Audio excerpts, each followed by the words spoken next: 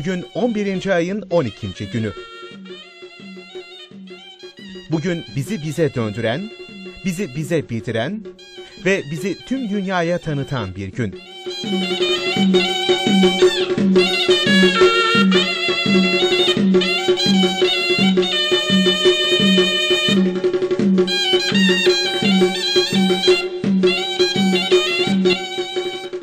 Bugün Doğu Türkistan İslam Cumhuriyeti'nin ikinci kez kurulduğu gün.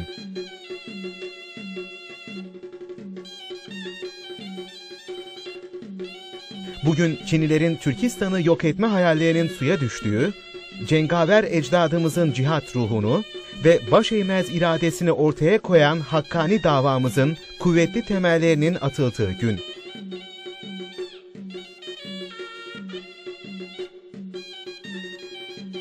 Bugün yalnız bizim için değil, bütün İslam dünyası için son derece anlamlı bir gün.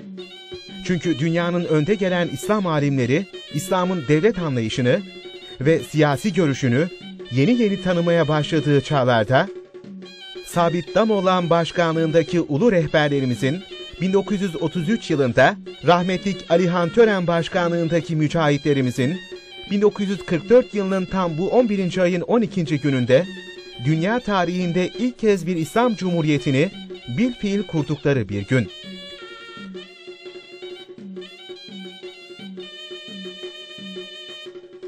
Anlaşılıyor ki bugün itikat anlayışımızın ve milli tarihimizin miracının yaratıldığı gün.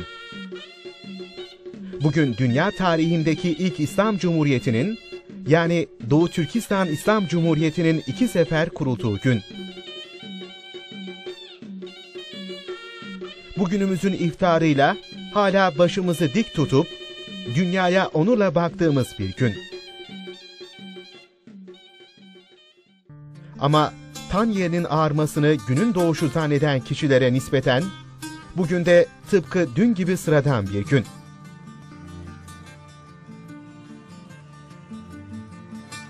Çünkü bugüne karşı memnuniyet ve iftihar duygularını ve bununla beraber sevinç ve coşkularını bayramlık elbiseleriyle beraber katlayıp sandığa kaldırıp dünkü kirli elbiseleriyle miskin halde bugüne adım atan öyle hissiz insanlar için bugün bir sabah karanlığından ibarettir.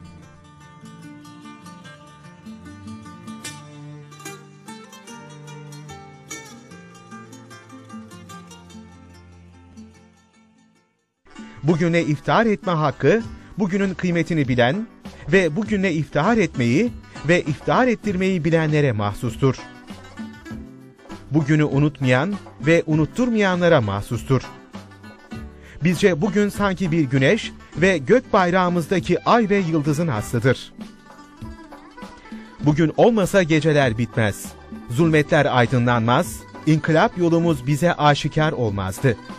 Evet, bugünü ifade etmeye, bugünü anlatmaya, bugünü sözlere sığdırmaya kelimeler yetmiyor, lisanlar aciz kalıyor. Her ne kadar bugünü anlatmak, bugünü yazmak bizim için en mübarek, en ulu iş olsa da, lügatlar diyarında bugünü ifadeye harfler yetmiyor. Gözümüzün karasını kalem yapıp, kalbimizin bütün kanlarıyla bugünü yazsak dahi, yine de onun anlamı tam manasıyla ifade olunamaz. Çünkü bugünün kendisi zaten engin bir anlam, verdiğimiz milyonlarca şehit atalarımızın yürek kanlarıyla yazdığı kutlamadır.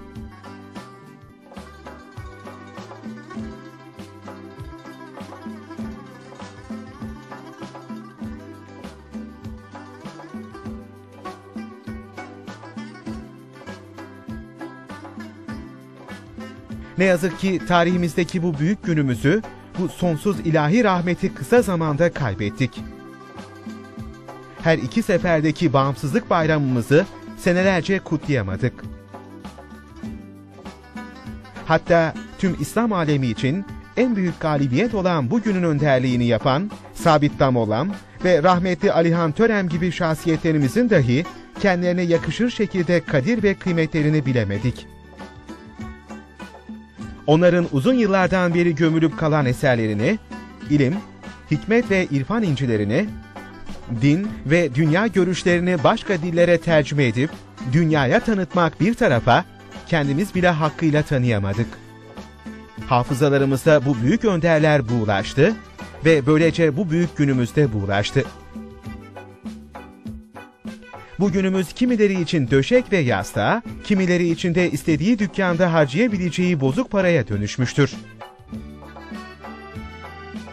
Şimdi ağlasak mı, gülsek mi bilemeden bugünü hatırlıyoruz, bugünü özlüyoruz, bugüne kavuşmak için çırpınıyoruz. Derin bir hasretle bugünü çağırıyoruz.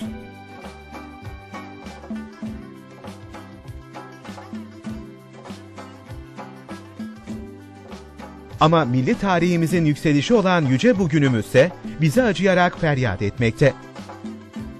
Aynen Türk şairinin söylediği gibi, bayrakları bayrak yapan üstündeki kandır.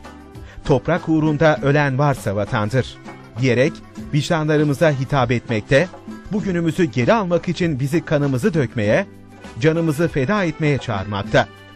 Bugünümüzü yeniden ihya etmek gibi hem dini hem milli tek sorumluluğumuz için birleşmemize, nefretin eğri parmaklarında sallanmamamıza ve özellikle bizi yeniden biz olmaya çağırmakta.